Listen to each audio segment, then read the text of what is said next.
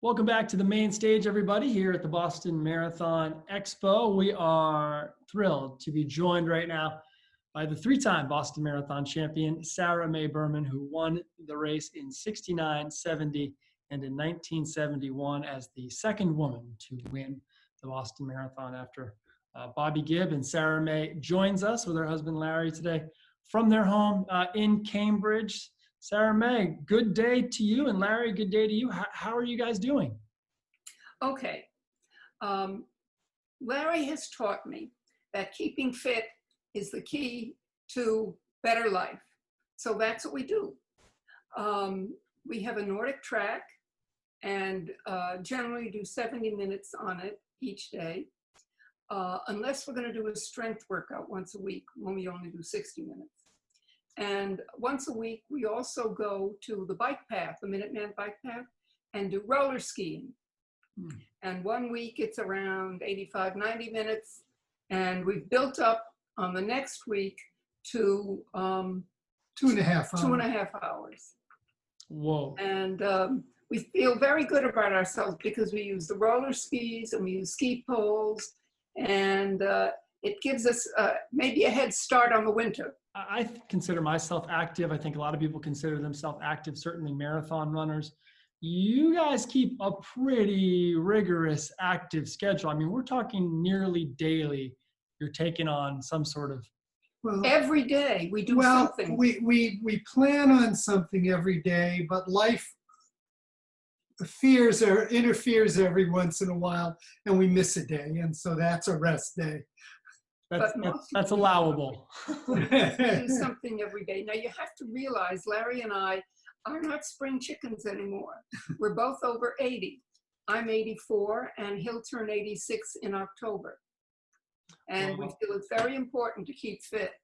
Well, I'm the one getting older around here, not you guys. That's And of course, although we are unable to run anymore with knee difficulties, we still stay competitive with cross-country skiing, which is not so damaging, not so difficult with knees.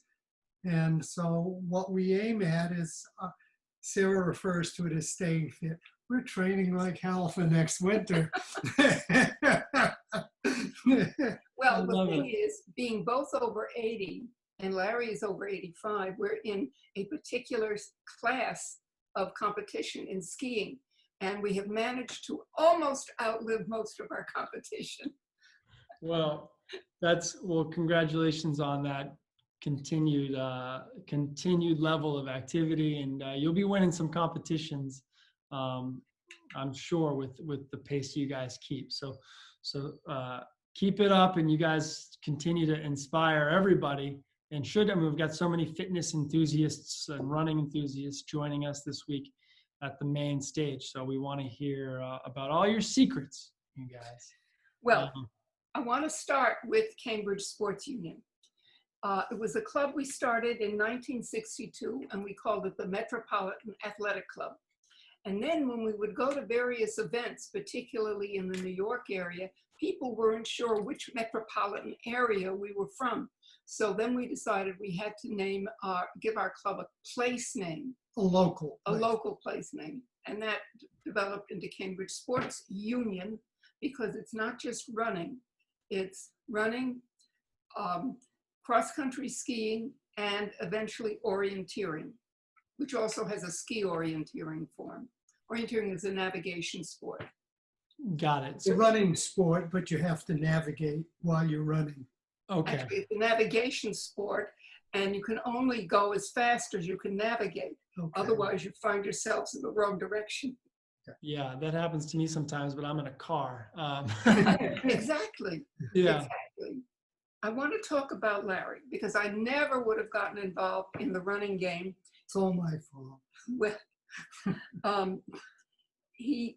after we started the club, Larry coached me and our young members, who were mostly high school kids. And he studied the best coaches around. Arthur Lydiard, and he was from New Zealand? Australia, and Ron Clark? Yeah. Ron Clark. Olympian. Mhm. He's a famous Olympian. And then there was Ernst von Aachen from Germany, and he was very well known and respected. And then, of course, Tom Kostel, who was from the US. And Larry studied all of them and applied the lessons they taught to me and the club members. So then, Now- Sandra, you got into the sport. Like almost through watching it or going to one AAU race after another and being around Larry and all his coaching, you get involved.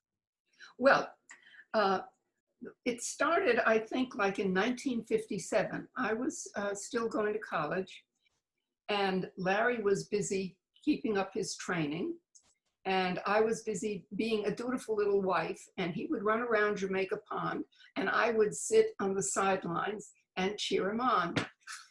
And one day he said to me, you know, you ought to try this.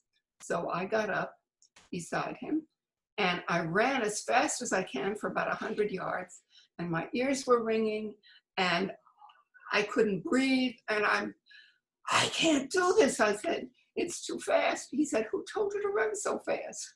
I had no idea of pace. The only thing I'd seen in running was women running sprints, because until 1958, sprints were the only distances women were allowed to run officially. So eventually we began doing some running training. And then after college, I had 2 kids within 15 months, which is a little close. But then he got me down to the track again.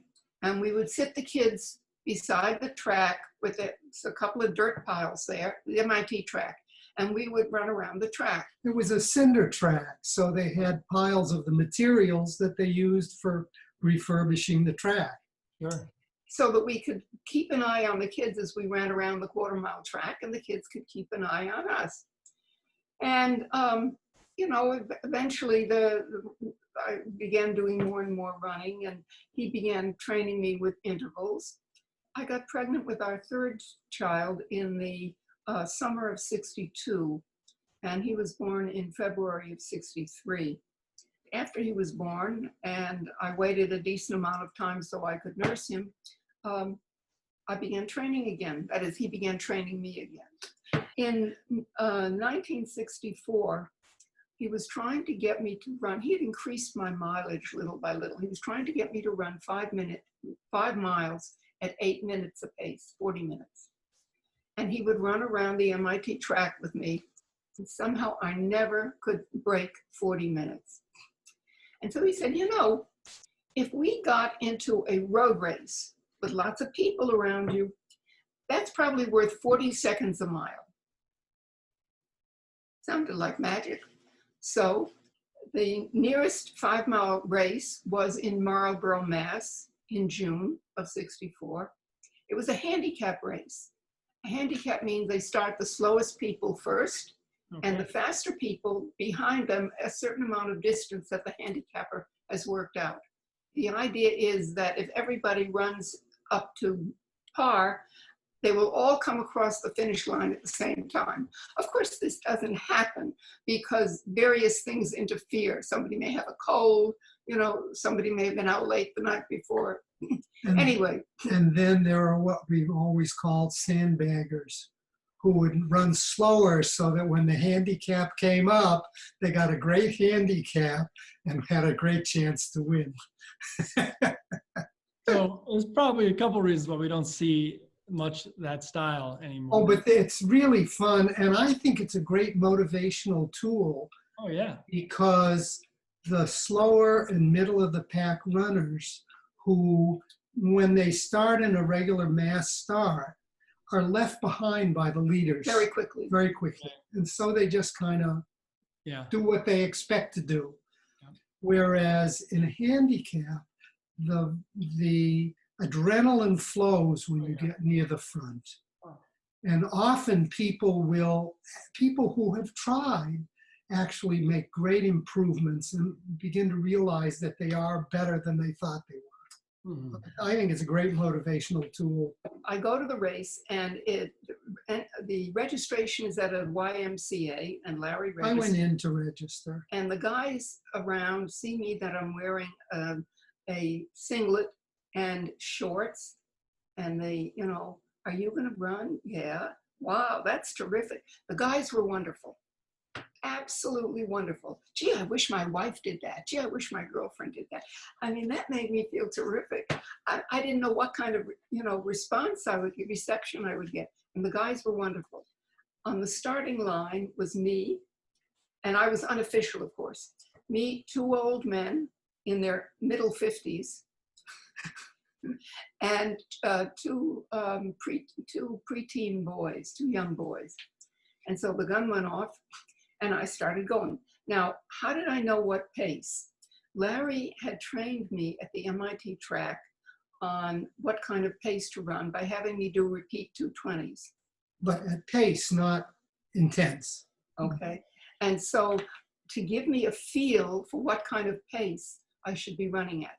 So hoping that I was doing the right thing, I took off with all of these people. And pretty soon the guys who had started in back of us began to catch up and pass us, and the guys in back of them, etc. But as people passed me, and these are all guys, they were nice. Oh, you're looking terrific. Keep it up. Nice going. They all had nice things to say. There wasn't one nasty comment. And that was so encouraging. That was really so encouraging. And I ran a 38:37. Hey. Even though women long distance runners got a lot of trouble from the officials, the AAU people, not from the men long distance runners, because men long distance runners always supported and welcomed us. You have to put in the training in order to cover the distance. And distance runners always respected that fact of each other's training. And my training was typically, as I got into it more and more, a road race on the weekend, a long distance run, 90 minutes, eventually up to 3 hours. And the next— On Sunday. Yeah, on a Sunday. And then an interval training on the track, 220 sometimes, or an 880 sometimes. In 1968, the U.S. Nordic Ski, the U.S. Ski Association named a women's Nordic team. I was on it at age 34, plus 4 teenagers. They named us after the Olympics. They didn't want to have to spend money on women in the 68 Olympics. And the problem, I mentioned the ski racing because it turns out I was doing very good cross training. People who run all year round sometimes get problems, muscle problems, tendon problems, knee problems. Whereas in the winter, I was doing something different. It was an endurance sport, but it was different from the running. However, what happened was it meant that I only had about 5-6 weeks between the end of the winter racing season and Boston, the Boston Marathon, to train, to get the mileage in, to get the intervals in, to get in enough road races so I'd be used to racing. However, in 1970, at the end of January, there was a team trial for a women's team to go to Europe for women's races. This would be the first time that the U.S. had sent a women's team. I was hoping to make the team to go abroad, but they were going to take 4. 3 or 4. Well, 3 or 4. I knew if I was 4th, they wouldn't take me because They would take 3. They would take 3. But I was 5th, so they were off the hook and they took 4. That meant that I had February and March and a couple of weeks in April to train, more time to train than I had had in the previous years. I was gonna race in 68, but in ski training I jammed a big toe, and that prevented me from doing anything in 68. But in 69 I was ready, and in 70 I had all this extra time. You have developed into a phenomenal cross-country skier through a lot of Larry's guidance. You have developed into a very good runner and have grown your distances past what was previously thought women could do in the 1960s. And certainly when Bobby Gibb ran the Boston Marathon in 1966, 67, 60, that was an exciting thing, I think, for, Absolutely. and that must have put a little bit of a idea in your brain too, Well, right? Larry had been talking to me about this, but we hadn't felt that my training had reached the state of, Yeah, at that point, I didn't think she was ready for a marathon. I was running 50 to 65 miles a week. That's not really enough training. That's a lot, though. That's a lot. You know, And- it may seem like a lot, but I had a good coach, You did. and he Yeah. he knew what was appropriate. Well, I had an advantage since she's my wife. I could be very sensitive to how she responded to training. You know, I could tell when it was too much. She needed to take some easy time, or, you know, if we went out to the track and we were going to do half-mile repeats or 1 mile repeats, whatever, and she would do one and I could see she's laboring, I'd say, no, that's it. And we just go out for a easy run around the river. Mhm. So I think I had a big advantage Yeah. in being her coach. Having all that time between ski racing season and Boston, I put in good training. I got in a lot of road races, and in the month before Boston, I put in 2 80-plus mile weeks. Not the week before Boston, but you know, in the month before. And when Boston came, I was going to run with a teenage boy from our club. Larry was in really good shape, and he had run with me the year before, but he wanted to run for a good time. So I was going to run with a teenager from our club named Dick Moore. I was the experienced marathoner, and he hadn't run one before, so we were to run together. Now, Larry had figured out where the locations of the quarter miles. Oh, you have to, let me add to that. In 1960, was it 4 or 8? What? When we certified the course. Oh, 67. Right. The Olympic trial was going to be at Boston, but the course had not been certified. Mhm. So a fellow from the BAA named John Boris and I and Sara May went out and got the course measured and certified. Both Larry and John calibrated their bikes. Well, we where had they this live. little revolution counter on the bike And I drove the car. and kept notes. And kept notes. Wow.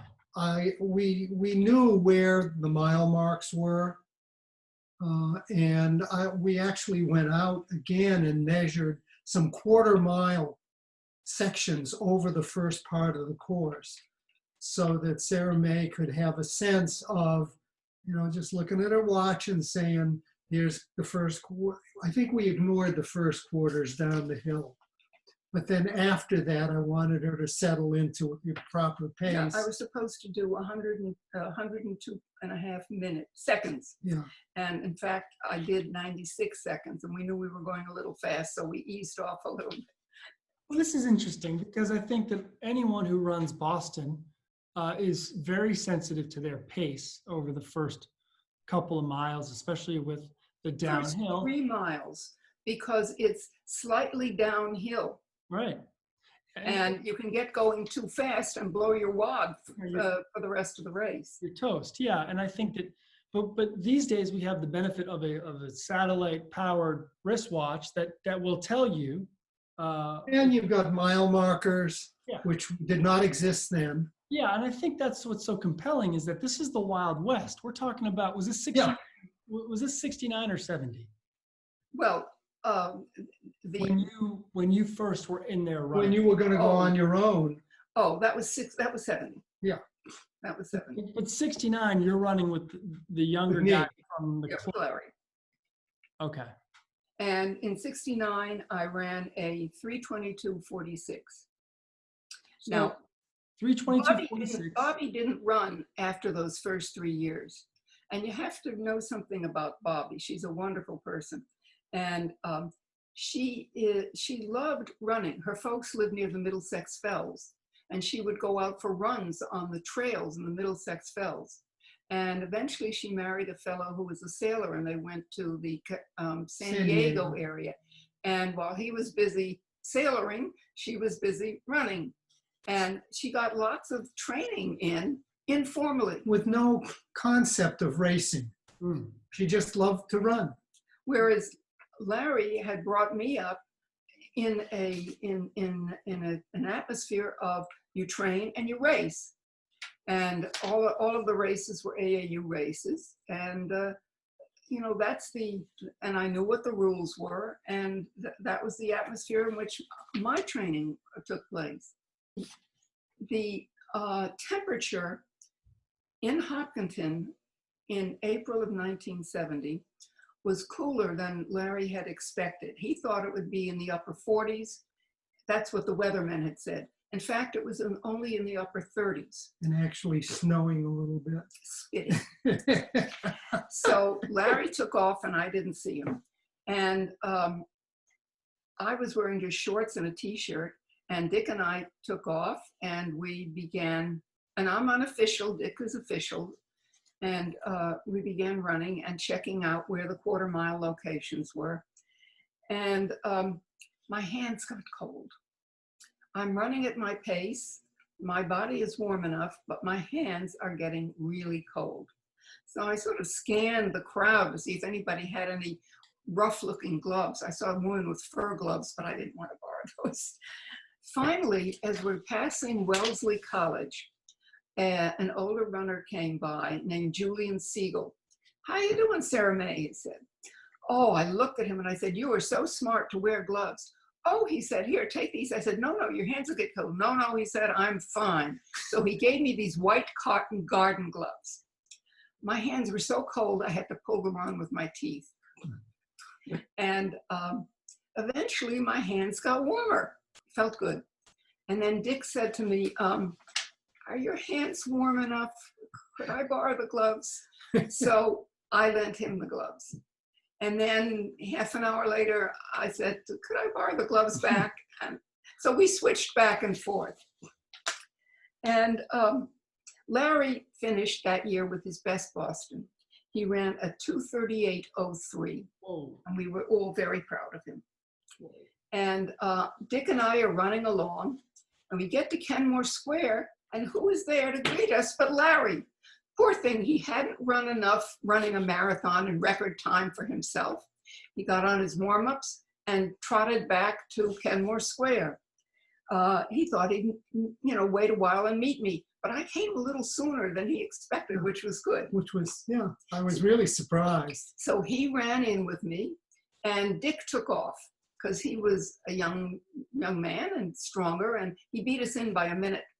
And I ran a 3:05:07, which was a course record for women until Mickey Gorman ran a 2:47:11 or something like that in 1974. So my record held for 4 years. I was very proud of that. That is pretty impressive for anyone. Well, in those days, it was very good. Now, later in the summer of 1970, the Roadrunners Club of America held a marathon in Atlantic City on a road beside the beach. Talk about flat. This table is mountainous compared to that road. It was so flat. The houses on one side were all 1 and 2 stories, mostly cottages. Yeah. And on the other side was the beach. Yeah. So you kept running and running, and you never seemed to make any progress. Because everything looks like you're in the same place. There were 1 or 2 other women in the race. Nina Cusick was my big competition, and I beat her by, 5 minutes or something like that. But we were very good friends. Mm-hmm. And it was an official race because the Roadrunners Club of America opened it only to its members. And the AAU allowed member organizations to hold events for their members. So the Roadrunners Club could say this was a women's championship, a Roadrunners Club championship. But, those niceties didn't bother us. It was a race. The climate in 1970, as we look back at the 50-year anniversary of your win, Sara May, we had 3 years of Bobby Gibb winning the race and engendering a lot of support from different men that she would pass or would pass her. You felt enormous support from the men in the race. Catherine Switzer felt a lot of support as well, but had this incident in 1967 that sort of put the you have to understand. You have to understand what was in back of it. The BAA was not. It was not the BAA's idea not to let women run. They were simply following the rules. The sports governing body of running was the Amateur Athletic Union. They got their race permit, known as a race sanction, from the AAU. That meant they had to follow the AAU rules and allow only those runners who were recognized as amateur runners by the AAU and whatever other rules the AAU had. The AAU did not allow women to run in such long races. Until 1958, women could only run 200 meters in sanctioned competition. And then in Rome, in 1960, they held a women's half mile. Suddenly our AAU had to get religion and get the half mile into their competition. Mm-hmm. If they, Catherine Switzer was wearing a bib. It looked like the BAA had allowed her to be an official entrant. What that meant is that the AAU and the international body, the IAAF, could disqualify the best runners in that race from competing in US championships or international championships for being in a race with an illegal runner. Wild. That's wild to me. But that was their rules. I know. It's just weird. Now, I have to tell you a little bit of background. Julia Chase Brand, who was one of the first women to run in long distance races, she ran in '64 in the Manchester, Connecticut Thanksgiving Day 5-miler. And the AAU, I think, banned her from competition of any kind for a year. And threatened her with banning forever if she did it again. It's just so anyway, I have to tell you, Julia Chase Brand studied what had happened to cause the AAU to have this rule that women couldn't run very long distances. And she found out that in 1928, I think there was an exhibition women's half mile. Yes, I've heard about this. This is continuing. And the newspaper people, the media people were so excited. They wanted to get the women finishing this super long distance. And the women finished and walked off, and there was no excitement. So what they did was they took pictures of the women finishing the sprints, some of whom were gasping, some of whom were falling over, and they pretended that those were the women who were running the half mile. Well, this gave such bad publicity to the half mile that the AAU decided that women should not run such a long distance again. And that was the case. And the IAAF. Yeah. Yeah. And that was the case until the half mile in the race in 1960. And 2 years later. Yeah. It was such a bad idea. And so anyway, the cross-country distance was 1.25 miles. However, the rule book got misprinted. If you remember the old typewriters, there's a 1.5 key. And if you press the shift, you get the quarter. And if you don't press the shift, you get the half. Well, somebody didn't press the shift, and so the rule book read 1.5 miles. Well, the people who'd been to the convention ran their girls 1.25 miles. The people who hadn't been to the convention ran their girls 1.5 miles. And when nobody died from the extra quarter mile, the next year they increased it to 1.5 miles. And by the end of the 60s, they increased it to 2 miles. And in the early 70s, I think, into 2.5 miles. But of course, women had started running marathons in the middle 60s. So they were way out of date. But the BAA got a bad sock in the eye from this business with Bobby and Jock. Catherine. Catherine. I'm sorry, with Catherine and Jacques. And it was that he was trying to protect the BAA's sanction, their permission to hold this race and attract top men runners. And that's why you saw this big to-do. But you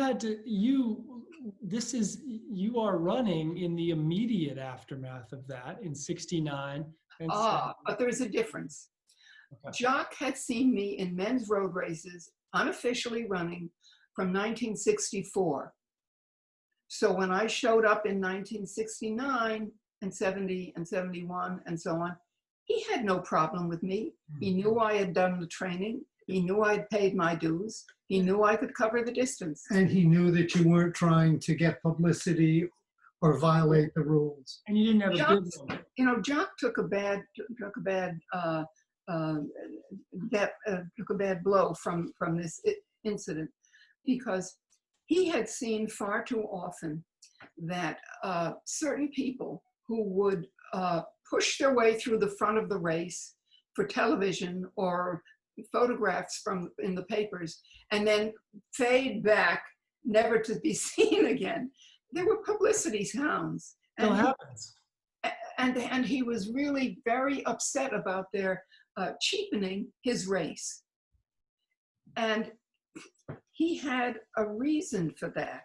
He was very proud of his training when he was a marathoner in the 30s and 40s. He was very proud of coaching John Kennedy, for example. John Kelly, for example. And that these people he deserved respect, they deserved respect. But in those years, it was the college mile that was the premier distance. And college coaches were not eager to have their runners overtrained trying to run longer distances. Mm-hmm. And they claimed, they believed, I think, that road races were done by the lower classes, plotters.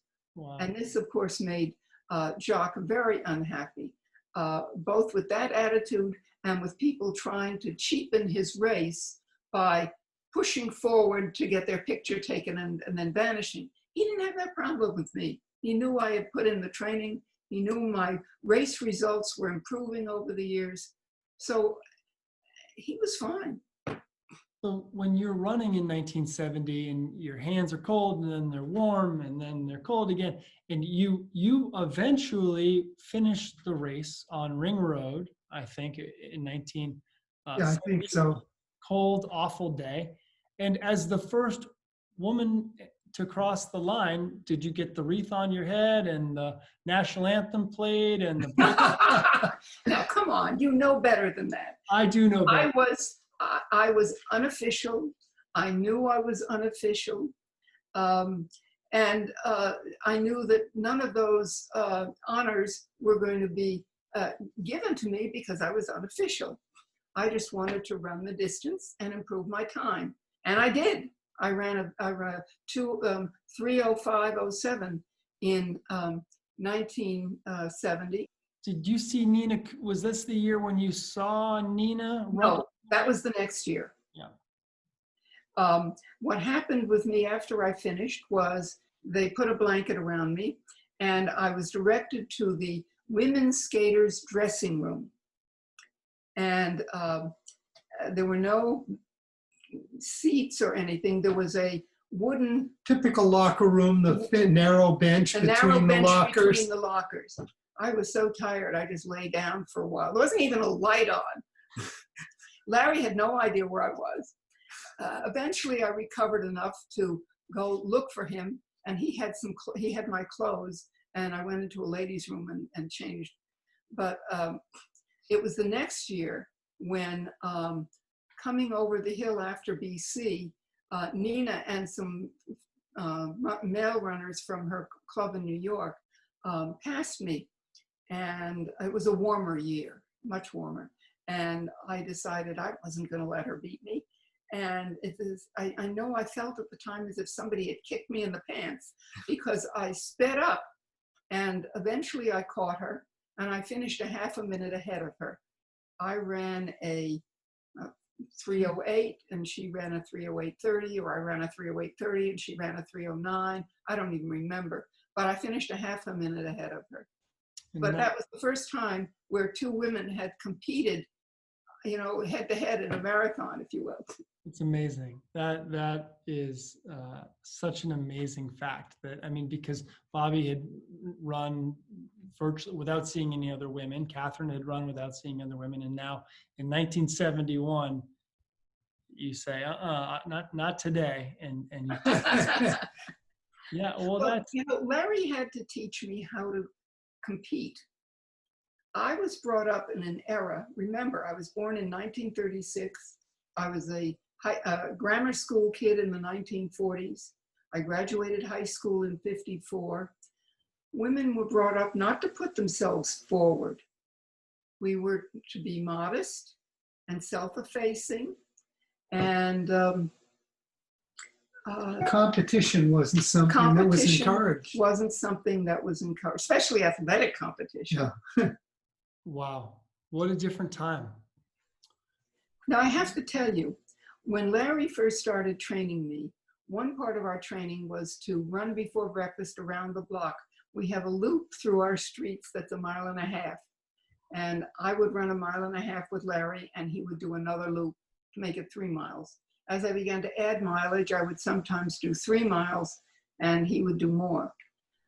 And when I would go to the election polling place each year, the women wardens would say to me, "Oh, you are Sara May Berman. I used to see you running around the block." And I could picture peeking through their Venetian blind slats watching me. The sight of seeing women run around the neighborhood is, we see it all the time, every day. Oh, it's commonplace now. It was a totally different world then, and it must give you some warm feelings of pride when you are driving around Cambridge or looking out through the blinds in Cambridge and see the streets filled with men, women, children, everybody out there running. But certainly there's a ton of women out there. And it's nice. And it's no longer an attitude that road running or jogging or whatever is something that lower class people do. It's something that people who are smart will do for their fitness. And it's good. It's good. The foundation of women's running was built through a lot of your good work, Sara May. Even after you had won the Boston Marathon 3 times, you continued at it in building the sport. And behind you is a board, which is probably the first database of, you knew every woman runner who could basically compete in the marathon at one point, and you kept track of them all. Is that right? Well, this board here is a list of the women who had run Boston between 1966 and not just run Boston, this 1973. I also have a board with a list of all the women who entered in 1974, because suddenly, instead of 10 women, there were 42. And Jenny Tuthill, one of our club members, and I persuaded Will Cloney that this was a hook that they could hang their publicity on, so many women. And he was persuaded to hold a press conference. And I went to Jock's Emporium at North Station, his massage parlor, because he, at that point, collected all of the entry blanks. And he let me look at all the women's entry blanks. And so I have a list of everybody who entered, plus the best marathon they'd run till then if they had, where they were from, how old they were, what their occupation was, a whole list of things on this board. And that was one of the poster boards I prepared for this press conference. You also prepared a pace chart. Oh yes, down to 6 minutes a mile, or 6:30. Thinking, as you said, thinking that, well, 6 minutes a mile, that's probably as fast as women will get, 2:38, 2:37. Wow. But women have done much, much better. This was And I 19 think that's terrific, and I'm not surprised because as more and more women take part, you get more and more women who have your talent pool is bigger, and you get women who and their training backgrounds are better, more modern. Mhm. I mean, the kind of training Larry had me doing was quite advanced for the 60s and 70s, quite advanced. When he was in high school and he went to Exeter, Phillips Exeter, if they trained more than 3 miles a day, they were going to burn themselves out. Well, it wasn't 3 miles a day, but I think what the coach thought was you should never run more than 35 miles in a week Mhm. because it'll burn you out. For what And sport? now we know better. Was this a running sport? Was this for track? Yeah, this was for running, cross country or trail. Larry was captain of his cross country team at MIT. Um, I can't let you go without letting you know that Larry worked for MIT's instrumentation lab, which later became Draper Lab, on the Apollo project from 62 to 72. And he created the program that had the LEM, which was on the moon, lift off and get back to the mothership. whoa. Well, that's cool.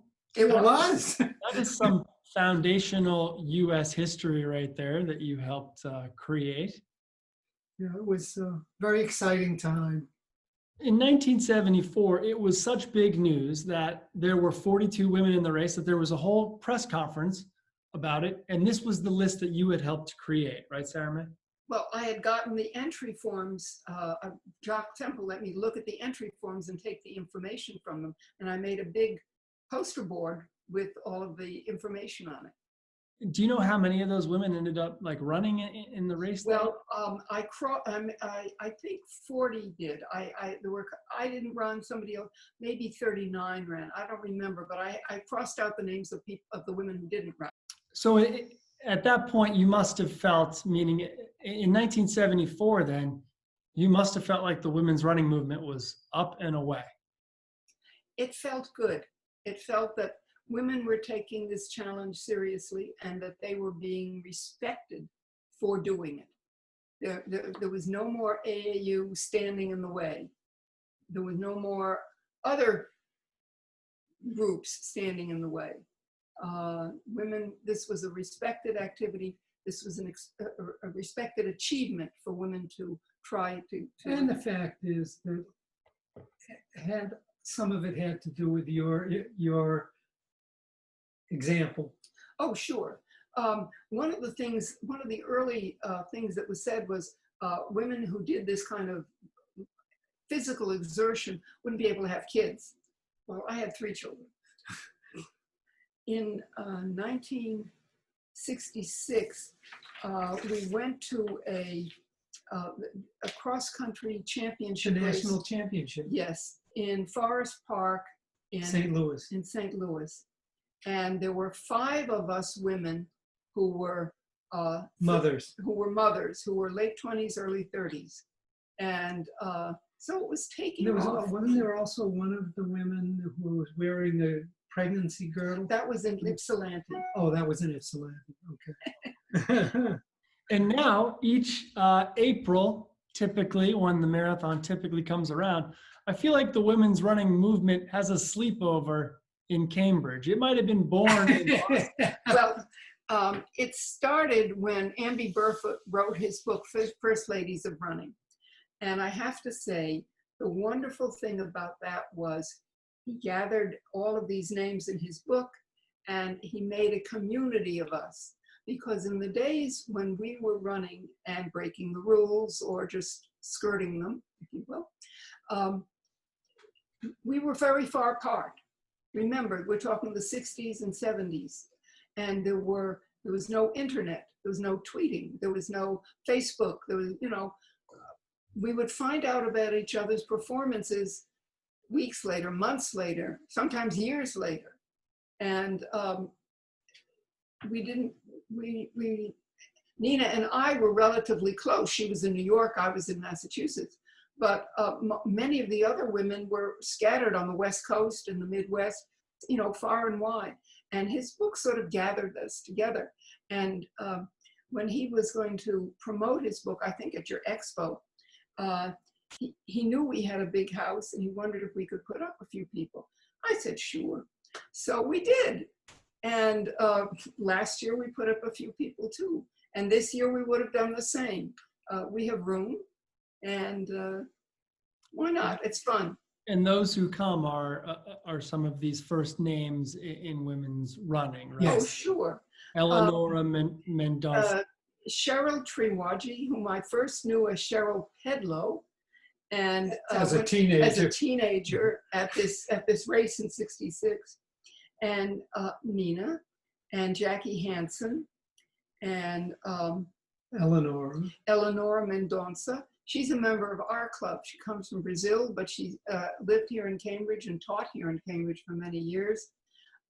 She represented Brazil in the first women's Olympic marathon in '84. And this is a big deal. She had to really work hard to get her country to send her because the Olympic Committee in Brazil didn't think this was important, didn't want to send her, but she had qualified. And she got the newspapers in Rio to back her. And so they had to let her come. Well, it's great that they can unite. Everyone can get back together with you each April. And hopefully they get to do that. Julia. Julie Chase Brand, Yep. yes. It has been very nice in these golden years to get together with some of these gals whom we only had sort of a distant relationship with because of lack of internet and so on. And Amby's book is just wonderful. It mentions all the important early women and Some others. and some others, yeah. Yeah.